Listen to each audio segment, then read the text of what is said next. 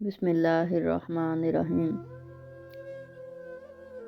ناظرین، ہم آپ کو اپنے چینل فضائل درود میں خوش آمدید کہتے ہیں۔ السلام علیکم ورحمۃ اللہ وبرکاتہ۔ آج کا ہمارا وظیفہ ہے غمگین کا غم کیسے دور کیا جائے۔ تو اس کے بارے میں حضرت محمد صلی اللہ علیہ وسلم کا بتایا ہوا عمل کیا ہے۔ تو جو شخص کسی رنج و غم میں مبتلا ہو، اس کے کان میں اذان دینے سے اس کا رنج و غم دور ہوتا ہے۔ حضرت علی رضی اللہ تعالیٰ عنہ فرماتے ہیں کہ رسول اللہ صلی اللہ علیہ وسلم نے مجھے غمگین دیکھ کر فرمایا، ابن ابی طالب، میں تمہیں غمگین دیکھ رہا ہوں۔ میں نے کہا، جی ہاں۔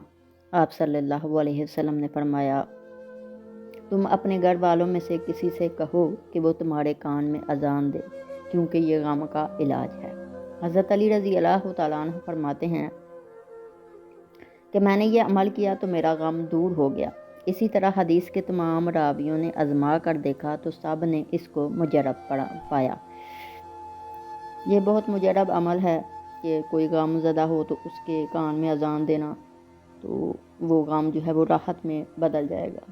ایسے ہی بد اخلاق کے کان میں اذان دینا، جس کی عادات خراب ہو جائیں، خواہ انسان ہو یا جانور، اس کے کان میں بھی اذان دی جائے۔